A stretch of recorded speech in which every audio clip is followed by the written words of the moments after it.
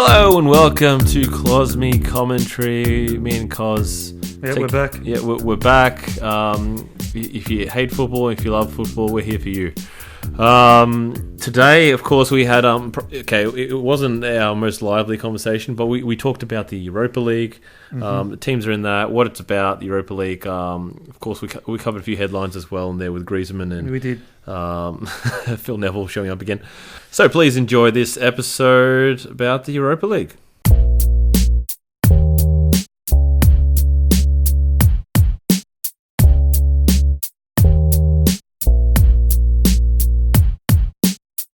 So we're in episode 3 of the Klosmi commentary podcast. Today, as we said, we're going to be talking about some of the Europa teams this season from the top 5 leagues, mainly because that's sort of our focus point. Don't mind the background noise. That's just going to be every now and then you might hear my 1-year-old and my wife just in the background, but mainly the 1-year-old because she's getting a bit chirpy now.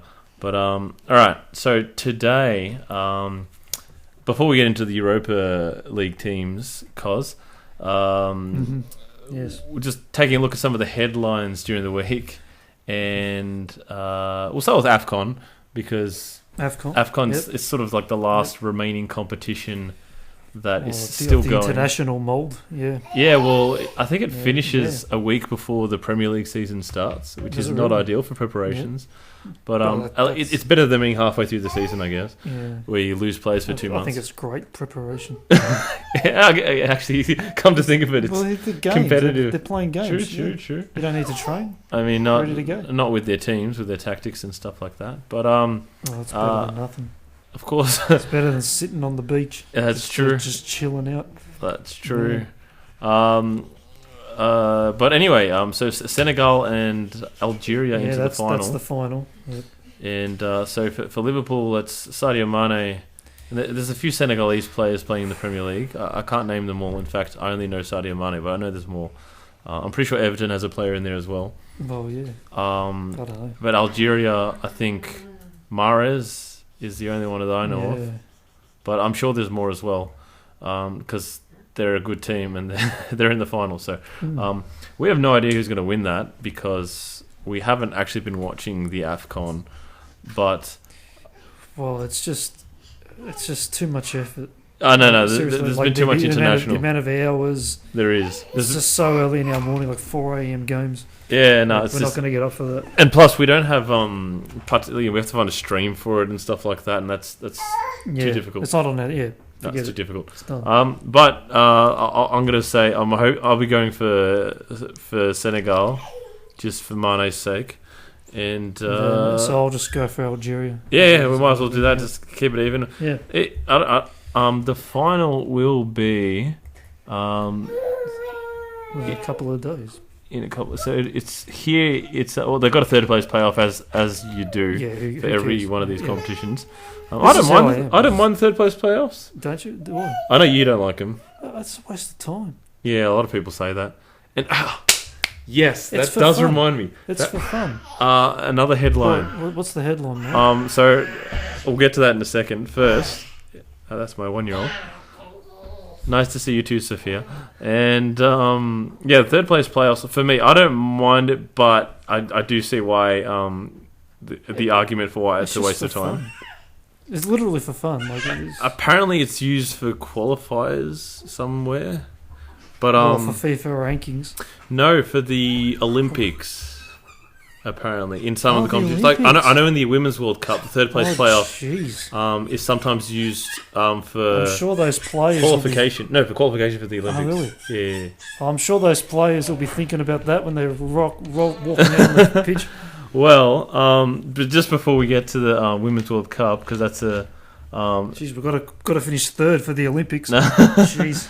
No, to qualify for the Olympics. Doesn't matter. But apparently it helps anyway. But Senegal, Algeria. For us, it's 5 a.m. on Saturday morning, which isn't too bad, I have to say. But there's going to be a lot of background noise today, and so might catch a stream of that. Might. But Well, the final. yeah, Well, just because it's the final, and Yeah, look, I might have nothing better to do Saturday morning. We do tend to make an extra effort for the finals. Yeah, for finals, Yeah. and like if we can get a stream of that or access to it somehow, then we'll probably give it a go. Plus, we've got a friend who's a big fan of Senegal, so Yeah, we do. we'll see if we can drag him into it. Oh yeah. But he's our African expert, of course. He But is. right, moving on from AFCON, which we know very little about, and apologise for wasting the last 2 or 3 minutes of your time for that. The Women's World Cup. So not Gary. The other Neville, Phil Neville. Phil Yeah. Neville in the headlines again. Is Yes, in the Is headlines he again. He's what is he?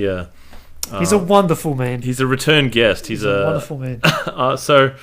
The man who says, "I don't care, it doesn't matter to me," but then it does. And that is exactly what I'm talking. The Yeah. inconsistency has come back. It has come back because for the third place playoff, he was geared up for it. You know, he's like, all right, like we're going to do what we can to win. We're going to blah blah blah blah blah. Oh, yeah. Of course, England went on to lose that playoff to Sweden.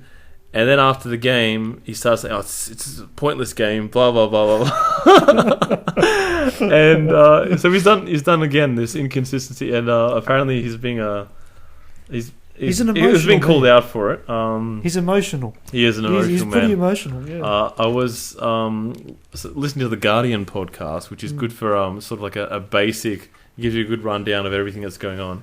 I think they're taking a break for a bit, but yeah, and they were talking about how Phil Neville he's doing this 180. So it's not just us. No. it's- He's been called out for it. So yeah. we're not the only geniuses to have picked up on that. Although I'll have to give Cos the main things for that one because I didn't really see it until he pointed it out. Yeah. It was just. But yeah, Phil Neville. He's yeah, just being, and he's going to be the coach for the Great Britain Olympics women's really? team. Yes. Right. So When is the next Olympics? Just out of curiosity, is it 2020? Olympics is in a Euro year, so it'll be 20. next year. Next year. Next Oh, year. this is good. So Don't have to wait long for Phil Nah, Neville. so we're going to get some more Yeah. Phil, unless he Yeah. gets sacked, which is No, he won't get sacked. He gets good results. He does. yeah. That's Semi-final. that's been up in the air too. But No, semi-finals. I'll give him the benefit. fourth, because But he made the semis. yeah, but he lost the third place playoff, the all important Still, top four. third Top place four. playoff, top four. He Top made four. the top four. Yeah. But yeah, I just thought I'd bring that up because I thought it was quite funny that Yeah, Phil well, Neville doing his 180 thing again. Apparently, he likes seeing that, and also they were saying that he was saying that he in terms of tactics, right? Yeah. No, this should be good. He's saying that the English. I think it's like we play our style no matter what, Okay. this is our thing, and then It's good to be proud. some other games later he said, we have to adapt to the opposition and stuff like that, and so we don't have a particular style. Basically, I was trying to give him the benefit of the doubt by saying maybe adaptability is his style, No, but then he went on to say we don't have a a style. so I don't know. If, I can't help you, Phil. It's not that's not a direct quote. He maybe didn't use those okay. words, but he essentially said, we stick to our style, and then went on to say they don't have a style. So he can't really. No, I can't help you. I can't help him. No. The description was. I love you, Phil, but I can't help you. He's like a guy that wants. He says what he thinks people want to hear. That he thinks will impress people. That's not a bad assessment. Well, yeah, I guess in front of the cameras and stuff like that, Yeah. you can sort of lose you. But so Phil Neville just. I think we're going to be coming back to him a bit because I'm quite enjoying Phil Neville. Well, it's not that we just go back there. He provides. Oh yeah, of course. He provides it. So. But now we're going to be outwardly looking for for it. So Phil Neville. All right. Enough on Phil. He's hogged the spotlight too much. We're going to move on to sunny Spain. Sunny where Spain.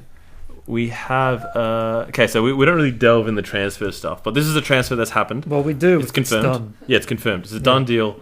Antoine Griezmann has been sold to Barcelona by Atletico Madrid, although unwillingly, Mr. Klosmi. Unwillingly. Well, of course. Yeah. Well, obviously, Atletico are really angry at Barcelona first of all because they're tapping up their player like they do all the They're time. talking to him before the talking to him before yeah. the deal's done, and you're not supposed to do that. And wasn't there a pay dispute as well? a pay dispute. Well, like a Barcelona wanted to pay in installments, and Atletico wanted it all at once. So apparently, Barcelona was trying to be civil, even though they were being, underhanded from the behind they were going behind the scenes, talking to him behind their back. Yeah, apparently it's been a year in the making, classic basically. mafia style. Yeah, behind the scenes. Typical Barcelona. Exactly. But then when in public you're civil, you're respectful. But then behind the scenes, no. Well, I think it was more so Barcelona did the underhanded stuff. Yeah. And then they essentially got caught, and then they're like, all right, we're going to be civil now, and be, we're going to be nice and stuff. But the damage was already done, they'd already, told the player, because there was talk about Griezmann going to Barcelona last season. There was. And he didn't go in the end. He made a video. Did he? Yeah, he did. He made a video with Atletico Madrid. Saying that, my decision or something like that. It was really cheesy, apparently. And he essentially, at the end of it, he's like, I'm staying with Atletico Madrid. I'm not going to Barcelona. And he signed a 5-year deal of some sort, and I'm not sure about all the details there. But so Atletico is saying that Barcelona essentially made a deal with him a year ago. So basically, last season... This is how I understand it anyway. Yeah. So it's been like a year in the making, essentially. I'm not sure if... hang on. Was he out of contract last season? No. So he still had a bit left in his contract, okay. and then he re-signed Yep. he into a 5-year deal, which is normal that players sign a 5-year deal and move the next season. Go figure. But, so something happened there along those lines. And Griezmann, he stayed with Atletico, but it's possible that he made a deal with Barcelona already to go the next season when the money... Okay, so this is where the money comes in now. His buyout clause, because Spanish players have buyout clauses for some release clauses. Release clauses, which means if you pay a certain amount of money, then they can basically rip up their contract. Essentially, and English teams, I don't think really do that.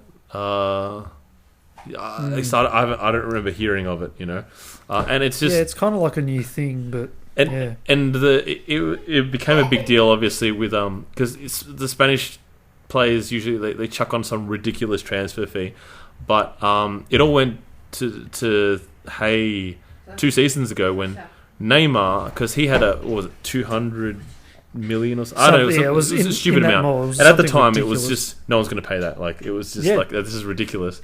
PSG thought, and then PSG actually did it, and they bought him. And Barca, great investment, I must say. Fantastic investment. Well, I don't know how it went for their marketing team. I think it might have helped them in that regard. As in terms of winning anything, if you're spending over 200 million, you better get a lot more than just marketing, bro. Yeah, well, to be fair, they were pretty strong last season, but they were missing that little something extra. I don't know what it is. Strong on paper. Strong on paper. No, but they performed well too. But then, they lost to Manchester United. That was terrible. That's their whole thing. The Champions League. It was terrible. They're not going to lose the French league. No, but the point is, it just made the whole Spanish. This whole buyout clause thing, it made them rethink the whole thing, because it's just like, okay, now this is, and it's completely thrown the transfer market out of whack after that Neymar transfer, because now everybody costs at least 50 million, for a decent player, not for a top player, a decent player. It's really hard. That might pay off. Will cost you 50 million at least. Yeah. If you're buying someone for 30 million, that's like. That is like a mid-level Premier League team buying a decent player for 30 million. Well, that's how much money's in the league. Yeah. No, well, it's not even. That's not just on But the that's English how much league. That's just these clubs have. yeah. Well, now they can just spend. Now that's how everyone's been so inflated. Now it's ridiculous. And now, so Griezmann's buyout clause was 200 million, and in the contract it was changed to like that after the end of last. So I think in July it went across to 120 million, so 80 million less. Yeah, which is what Barcelona have paid Atletico Madrid, 120, which is still ridiculous. And I think the guy rocked up with a suitcase, just went, yeah, here's your 120 million, that's it. Give us our player, or rather, it's just ridiculous. Yeah, it is ridiculous. If you're looking at like, even inflation doesn't account for this. Zidane cost what, 40 million? That was a transfer record at the time from Juventus to Real Madrid. Real Madrid paid Juventus something like what, 35, 40 million. Well, Ronaldo cost 80 million, and Griezmann that was ridiculous. Ronaldo, when he went from Manchester United to Real Madrid, was 80 million, and that was just astronomical. That is. Yeah, but we're talking nuts. about one of the best players, you know. Yeah, but I'm saying it's still astronomical. That was 80 million, and that was just like no one. I thought, all right, no one's going to beat that transfer record for at least 15 years or something like that. Yeah, and now we're hitting. It's crazy. 120 like it's nothing, you know. Yeah. And that's not even the most expensive player. 120 million for Griezmann. Players have gone for more than that. Neymar I think is still the most expensive, and I really hope it stays the most expensive transfer for a while. And I think Liverpool got a fair bit for Coutinho as well. So even Atletico paid 120 or something for what's his name, Felix. Is it really? Yeah, well they did it because of this transfer, so like it's sort of a replacement. Yeah. But look, that's the market now. It's gone ridiculous. The thing about this is, though, Atletico is challenging it. They're saying that Barcelona had the deal in beforehand and that they are owed the 200 million, not the 120 million, and they're going to take them to court, apparently. If that's true and that works, it's going to be hilarious. It's going to be great because this will be the second time in a few years that Barcelona have sort of tried to do dodgy stuff and it hasn't gone their way. And because they really... when Neymar left, it hurt them. of course. They were stamping their feet. They're like, you can't do that. No, but it's not. But you can't. No, financial fair play. Something. They tried to jump onto whatever they could. They could not believe that someone could take a player from them. Well, I understand it though. I mean, 200 million. Like, come on. No. But what I'm saying is that like the arrogance of Barcelona, Real Madrid, that. It could happen to them. No one can take players. We take players from other clubs, and we can take whoever we want. You know, it was like it's been like that for a while, and then that happened, and it just sort of, and I think it's actually really hurt them because since then, Barcelona and Real Madrid has been different because under Zidane they've just been phenomenal in the Champions League, but Barcelona have really dwindled in the Champions League. They haven't. Last season they got to the semis, obviously. But before that, I think there was a good 5-6 seasons where they couldn't get past the quarterfinals. And for them, with how much they're dominating at home in the league, that's a disappointment for them. A huge disappointment. I mean, they are more than good enough. It's just they're not doing the. It's like they don't have that scare factor anymore. You know, like people don't. It's like they're not being taken seriously, and I love it. But moving on from this whole debacle, today we're going to give a bit of an intro to the European lower league, the Europa League. Not so much the Europa League, but the teams that are in it. The second division. Essentially the second division of Europe. Which is still pretty good. It is pretty good. Yeah. Quick summary. There's a preliminary round. There's a first qualifying round, which they're in now. Yep, that's where we're at. And there are about a gazillion teams competing in that round. There are. Look, I can't. But the pick of the bunch is Rangers. Rangers. Oh, yeah. Well, Rangers, we've got our eyes on Rangers. And I think at the moment they're still going. It is. But look, we're not really going to go too much. But Rangers is definitely... Rangers will be on our sides. Steven Gerrard. Good old Rangers. The most successful club in Europe. Domestically. Only domestically. Domestically, yeah. Only domestically. But Yeah, so in the top 5 leagues, so that's Spain, England, Italy, Germany, I was going to say Netherlands, France. There are 2 teams from each of those leagues that have already qualified to the group stages. There is. In Spain, we have Getafe and Sevilla. And Getafe, I don't know if that's their debut there. They definitely haven't been there for a while. Little monster here in the background.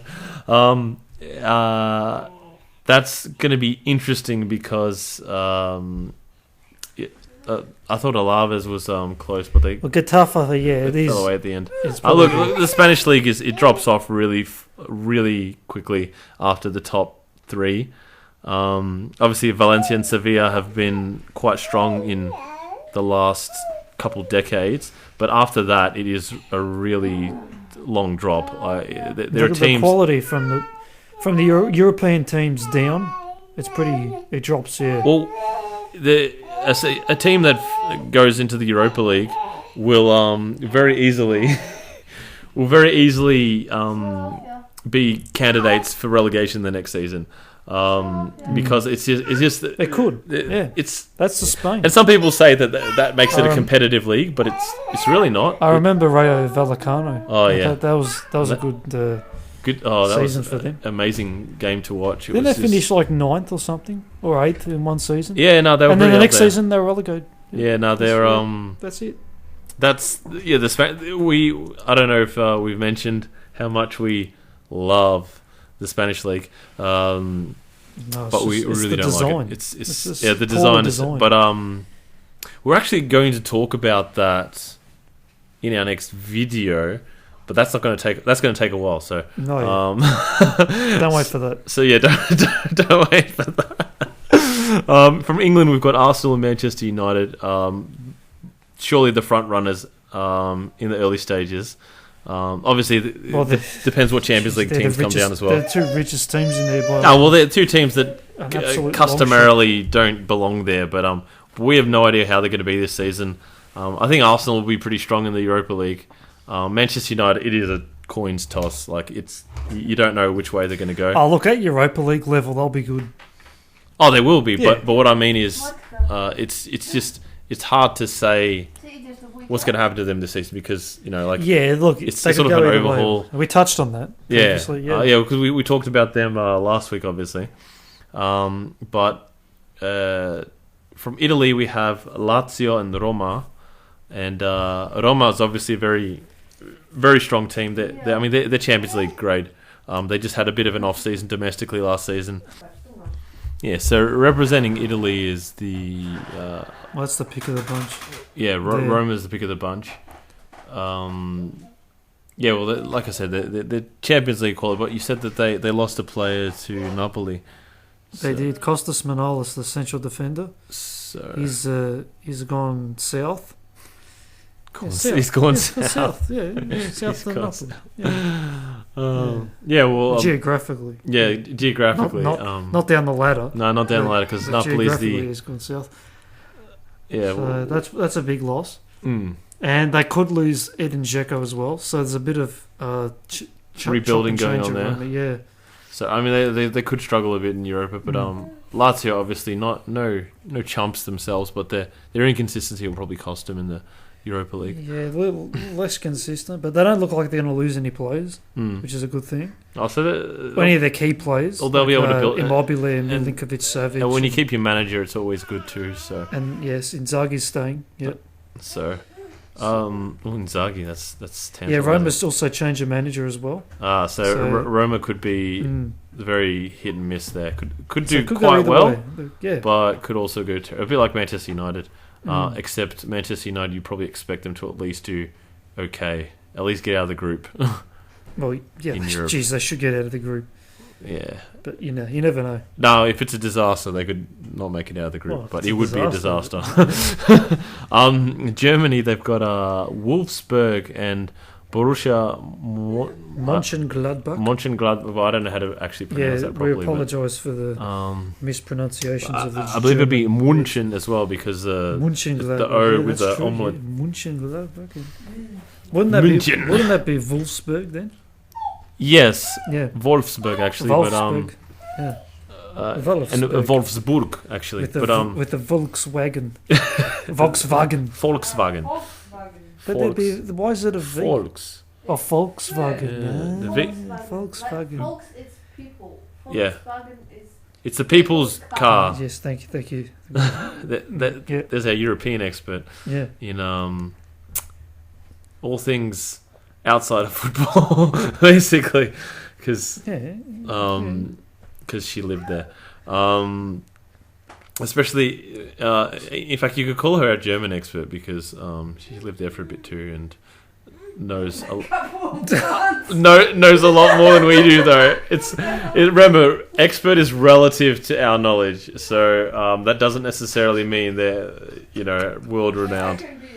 We're expert just because Holland is a border. Exactly, just because they're neighbours, but but with the German teams, obviously it's a bit of a what is it called, a random number generator there. They're a bit like Spain, except the quality is probably higher in the higher teams. Just Wolfsburg also had their Dance with Death a few seasons back. They nearly got relegated, but they got through. I think the Volkswagen scandal affected them. That's I don't think they're actually related to each other, are they? They are. They are? Yeah. Wolfsburg and Volkswagen? Yeah. Oh, there you go. Huge relations. Actually? Yes. Oh, legit, right. yeah. There you go. There's something I didn't know. Yeah. So I'm partial German expert as well. Yeah. But the German teams always do strongly, and same with the French teams. Rennes. I don't even attempt for this stuff. Yeah, I'm not going to. Saint-Étienne, I know that one. Saint-Étienne. That was alright. That was alright. But I believe ES at the end is silent, so Rennes would be. Is it Rene? No, it would just be Rennes. No, Rennes. And also R's in French are. It's just a really. Forget it. Yeah, so we won't go Apologise, French people. Yeah. But it's a bit like that. So in Germany and France, and to a lesser extent Spain as well, I guess. The teams that go into the Europa League are generally they're strong, but they're not consistently in the Europa League because they just have it's like a rotation. Yeah. And it just depends on who the manager of the day is and who's got what players. And whereas in Spain, it's kind of just the teams are just. It's usually one of Sevilla or Valencia that are in the Europa League. That's just touching on the top five leagues there. Joining them is of course CSK Moscow, Sporting Lisbon, and Alexandria from Ukraine. So that's not something you hear too often. And the rest of them, other than Besiktas, aren't really mainstays of the people aren't going to know too much. I'm more interested in this Austrian team, Wolfsburger AC. You know what we should do? We should create a burger restaurant and name all the burgers after football teams. And there's plenty of those. There's plenty of those in Austria. Hamburger. There's Freiburg, yeah. Wolfsburger, yeah. Yeah, there's a few. There's Yeah, a few more. true. There's two of them. And now we've got our Wolfsburger here from Austria. Yeah, the Wolfsburg. So there's could West Ham make an appearance, or is that the West Ham burger? Just West Ham? Yeah, we can have the West Ham burger. Yeah, we'll go with the West Ham burger. Yeah, with the West Ham colours. I'm not quite sure what to put in each burger at the end, but and a full hamburger as well, and of course hamburgers. Old hamburger. Really clutching at straws here, but no, I do like this idea though. You don't like it? I like it. Oh yeah. And then I think it's pretty good. Yeah, no. But the same thing has to always be constant. The food has to be quality. Oh, it has to be quality. Yeah. Or does the quality represent the club? Well, no, you have to. Yeah, no, you gotta put quality in that. If you're eating, no. All right. So, of course, those are the teams that are in the group stages now. There's also seventh place or League Cup winning teams from the top five leagues. Espanyol representing Spain. They're in the second qualifying round, so they'll be in the next round. after this one, so they don't have to do anything yet.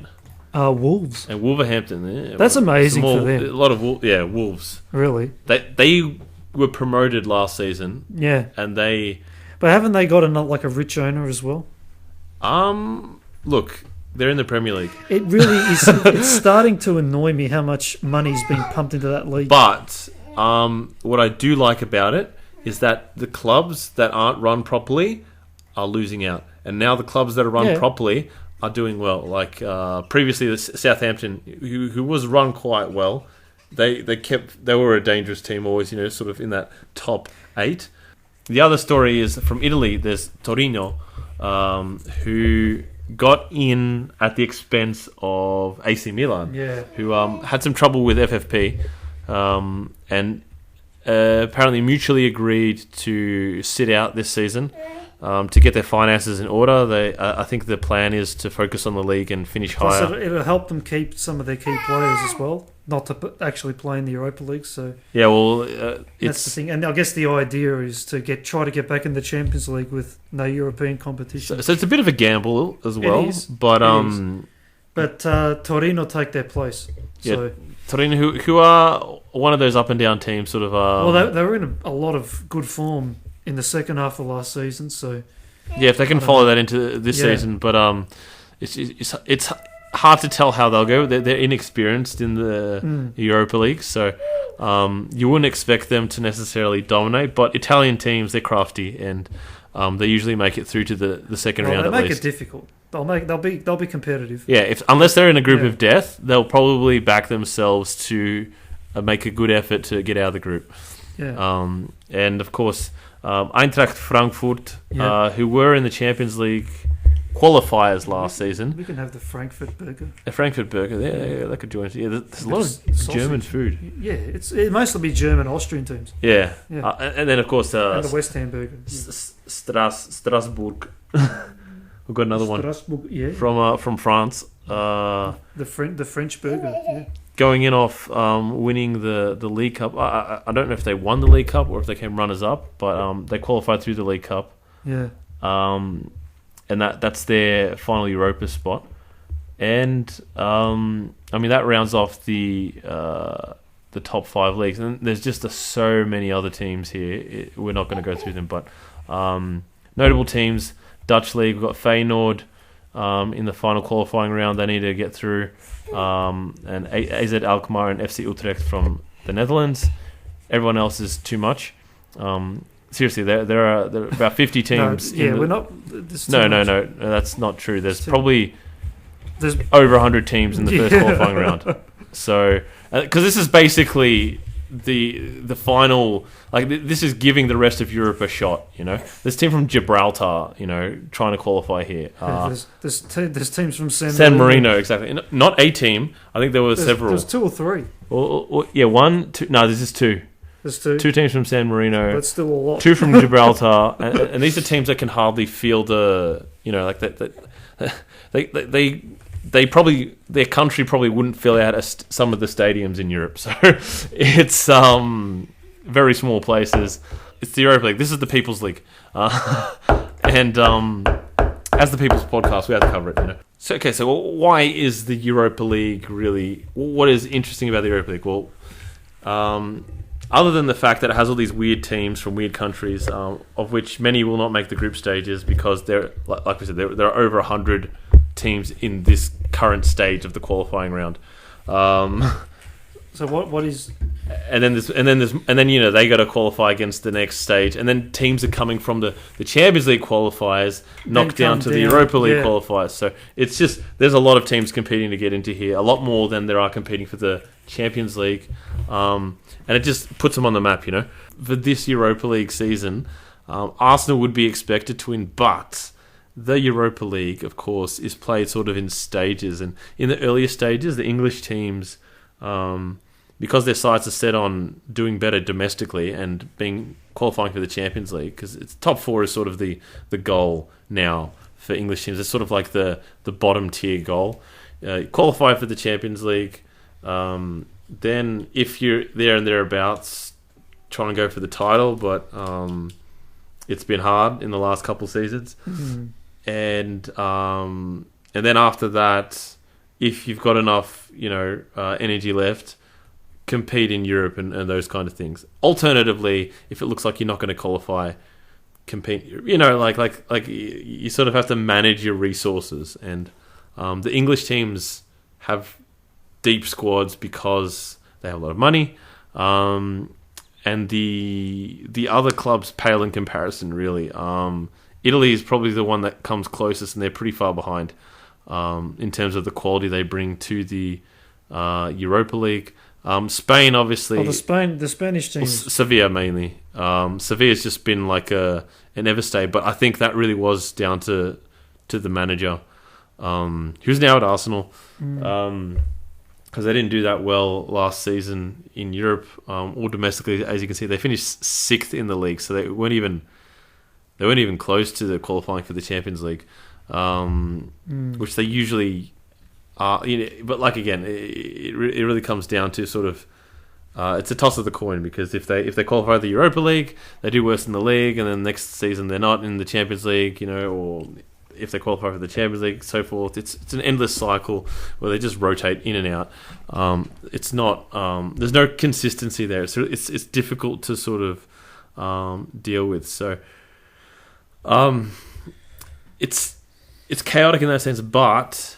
That said, those teams have a lot more to play for, because, like we say, it's like their moment to shine. They got no pressure on them. They're just gone. Oh well, here's our chance to compete in Europe, and let's do some damage. Try and get some upsets. Then obviously, the more favourite teams have to be on the ball, but they don't really start bringing their strongest squads until they reach maybe the quarters. Or maybe the round of 16, but there's a round of 32 as well in the Europa League. So it's really it's long. It's long. They play more matches than the Champions League.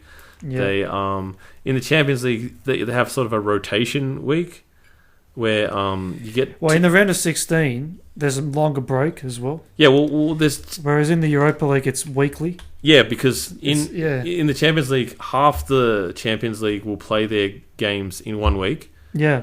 And then the other half will play in the next week. Whereas in the Europa League, every team is playing in both those weeks. So that's right. Yeah. And on top of that, there's that Thursday, Sunday thing, and everyone's just tired. And on top of that, the teams in the Europa League, as we said, this is like the common people's league. So you get teams from Afghanistan and like Kazakhstan. Did I say Afghanistan? You said Afghanistan. I'm sorry. Kazakhstan. Azerbaijan. Yeah. The other side of Russia. Like you get some really long trips here. These are like not quite Australia trips, but it's probably halfway there. Yeah. It's crazy. And they play like late at night, and I don't know if they fly back on the day or the next day, but either way, like that day's a write-off. It's draining. Yeah. They've got enough time to sleep on the plane and get a full night's sleep on the plane. Yeah. That's a long flight, okay? It really is such a draining league. So it's really hard to, even with big squads, it's hard to fight on two fronts. Yeah. Which is why a bit of the glamour goes out of the Europa League. But mainly the reason for being big on the Europa League, as with any league, is your team is in it. Because yes. I know that I started following the Europa League a lot closer when Liverpool was in it, and that's the thing. If your team is in it, naturally you'll be more interested. And that was that was a good season. That was they beat United on the way through. They beat Dortmund in a thriller. Did they? Yeah. It was a 4-3 where they scored in the last minute. They were down 3-1, and then it was just crazy. And then they lost in the final to Sevilla because Sevilla dirty. But that's history. That was 2, 3, 4 seasons ago. I don't know. Klopp's first season at the helm. It can get really exciting, especially depending on what teams are in it, because the thing about the Europa League is obviously it depends on how a team did domestically the previous season, and it doesn't necessarily reflect how good they are the next season. So That's right. like Borussia Dortmund when they were in it then, when Liverpool were in it then, when Manchester United were in a certain time, like they just had a bad season the previous season. Sevilla as well obviously had a bad season domestically. They'll probably still be strong.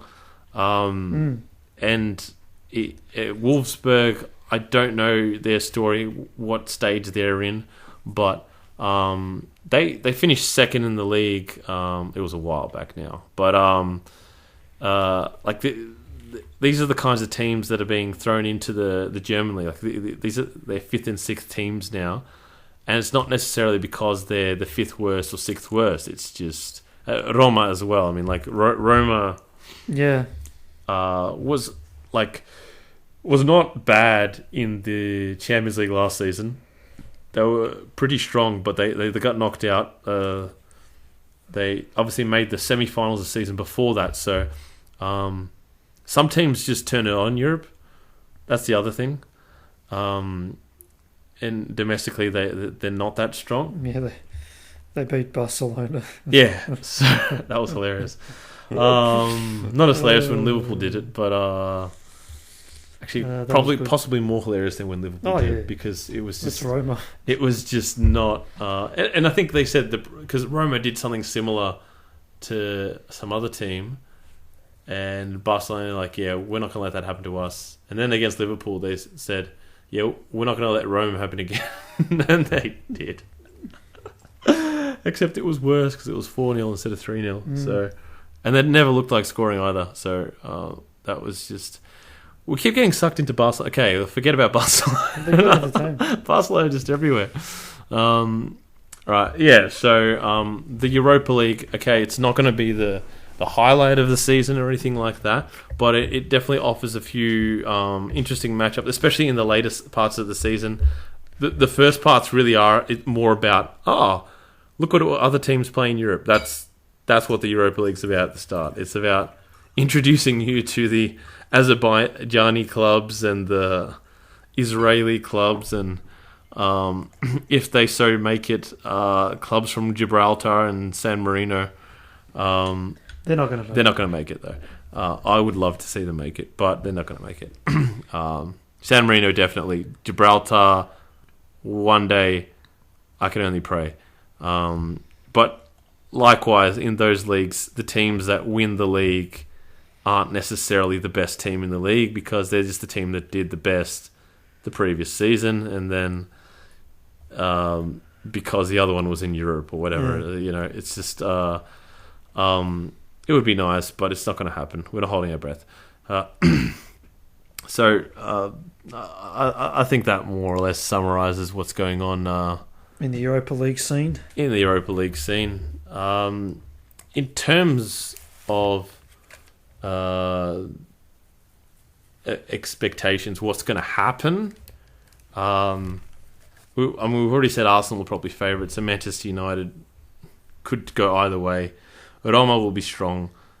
Sevilla, if they do what they normally do, they'll do well. But they're always a threat. Yeah, but it's sort of like they don't have the magic they had under Emery. And the French teams will compete, but like half the teams we don't know who they are yet, and there's some really good teams in the qualifying round still. So that's right, and then there'll be teams coming down from the Champions League. Exactly. So we don't know what's going to happen, how it's going to shape up. Yeah, right, but as of this moment, it is early stages, and it another thing to just throw a spanner in the works. Most teams have just gotten back into their preseason. And the first qualifying round is happening. So Rangers have already started that, and they're in the middle of their tie. I think they're halfway through getting through to the next stage. But the second qualifying round, it's right in the middle of all the friendlies. It really wrecks a team's preseason. They're grateful for the opportunity, but they're like, guys, this is not great. Especially when you got like 6 continental competitions going on at once. It's just ridiculous. It's insane. They really should have more breaks, these players, because they're just not performing at the highest level when they're just totally worn out. Wolves luckily don't have too many, I think, competing overseas and going deep into their competitions. But it's definitely not ideal for. Luckily, there's no European competitions going on at the moment because they would all be struggling if that was the case. Oh yeah, especially the Italian teams. They just tend to. They've got the Croatians and there's a lot of Croatians in the Italian league. There is. They're very close. Lots of Slavic, yeah. Very close countries. Well, they are. They're just across the sea. Yeah, literally. That's it. They're not far away. They look there and they go, "Oh, Italian league's a good league." Yeah, it is a good league. It's close, and it is close. Yeah. And the language is sort of a bit more similar. It's completely different. Completely different. But the rules, they have rules in their language, unlike English. But yeah. Look, it's okay. We're really trying to sell the Europa League here. It's a hard thing to do, especially at this stage when there's so many question marks over who's actually going to be in it and everything like that. But the gist of the Europa League is. Just teams from a lot of different countries that never get represented have representation. Exactly. That's what it's about. It's learning about what other teams exist in Europe. I mean, look, if you look at there's countries from there's Latvian teams, there's Irish teams, there's Macedonian teams, there's teams from Iceland, so and Malta. There's from Malta. What's this? Armenia. Yeah, see. So there's teams from countries Luxembourg too. Luxembourg, can't look past Luxembourg, mate. Yeah, of course. Even Poland, legitimately, there's Poland. So, yeah, there's plenty of representation there. Wales. Is that Cyprus? I believe teams from Welsh League. That is the Welsh League. Not teams from the Welsh. Yeah, Welsh League. Yeah, there's a Welsh League. What's the name of this team? Connors Quay Nomads. Oh my goodness. Connors Quay Nomads. Key Nomads. Sorry. Yeah. Key. I know. I stuffed that up. Yeah. Faroe Islands. Key Nomads. The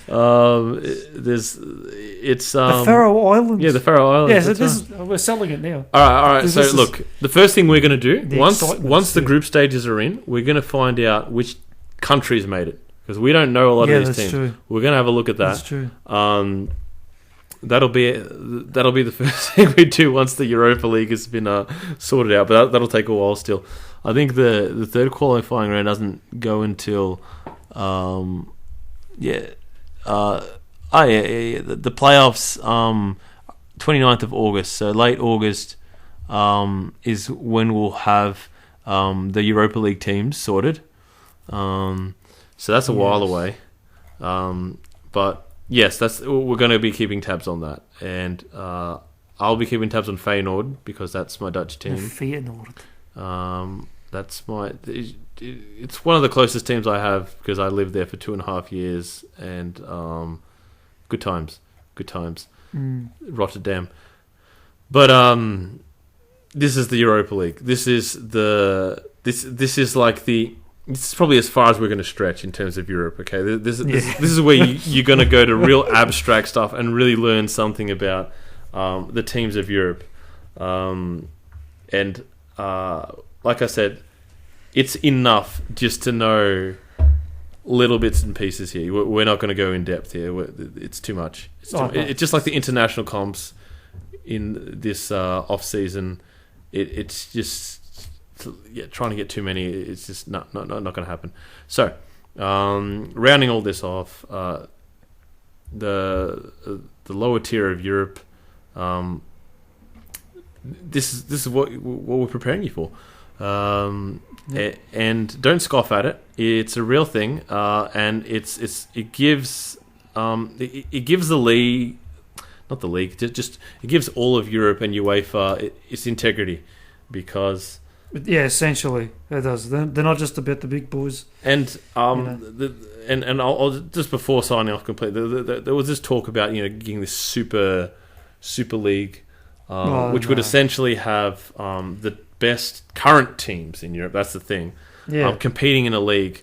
Me and Cos completely disagree with this, and a lot of other people do as well. And because it would destroy the fabric of Europe essentially, and all these teams and stuff like that. Because it'll destroy domestic leagues for a start, and it'll destroy rivalries essentially. And there's no way in. There's no relegation in these things. So in this Super League, it's like you've got a license and that's it. And the only way in is if they grant you a license. And it becomes a franchise. And we have that in the A-League, and it's not good. No, it's not. It's not good. And it guarantees the big teams marketing and income and stuff, signings, which is why they want it. But that's why they want, of course. Well, the English teams don't want it though. Even the top teams, they don't want it because. And I commend them for that. Yeah, because I mean the English league, as we've said previously, is the closest thing we have to a. It's like a. It's a meritocracy. You know, you do well, you get more money from the TV and all those kind of things. You get rewarded for what you've done, you know? And what you do with your own finances, that's your own business.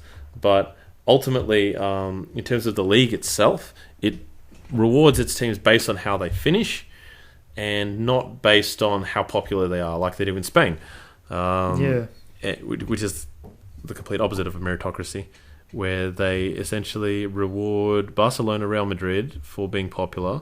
They give them more TV games on TV, and because they have more games on TV, they get more money.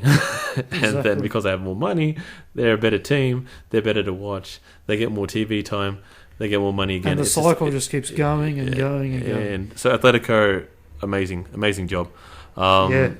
But Real and Barcelona, it's just we don't agree with it. And they want to do the same thing with Europe. We don't agree with it. No. Europa League. So this is why the Europa League is important, because it gives teams a chance, you know. And even if that chance is 0.00001 of a billionth of a percent, it's a chance. You know, they have a ticket. Well, for me, they just deserve to test themselves against teams from other countries. Yeah, and if countries instead really of want... just playing domestically all the time, to test themselves against teams in similar positions from different countries, I should say. Yeah. And it's a good thing. Yeah, and... It's good for the players, it's motivating. And then also, you know, the top teams don't get to just say, oh yeah, we're better. Like, oh well... If you're better, then beat us. You know, it's simple. If they're not up to scratch, they lose, and you do see some crazy upsets happen in these things. You do, and it's great. But like you got to earn your stripes, and some of these teams really do earn their stripes, and they're just happy to be there, really. So it's a special league. It's a special league. It is. But we'll wrap this up. Thanks for listening to this episode. Next week, it will be back to the EPL. We're going to North London to have a look at Arsenal and Tottenham and what we're expecting from them this season. Before we go back to Europe the week after. So then you'll hear about the Champions League stuff then. Get to hear more about Barcelona. Yeah. Barcelona. No, you've heard enough about Barcelona. Yeah, enough about Barcelona. Barcelona. A week off, and we go back to Barcelona. I'm sure there'll be a headline. Yeah, there'll be a headline in there because Barcelona is full of it at the moment. Maybe Griezmann will go back to Atletico. Who knows? Actually, Neymar reported for training today. For PSG? Yeah. Oh, he might stay there. Just to talk about PSG.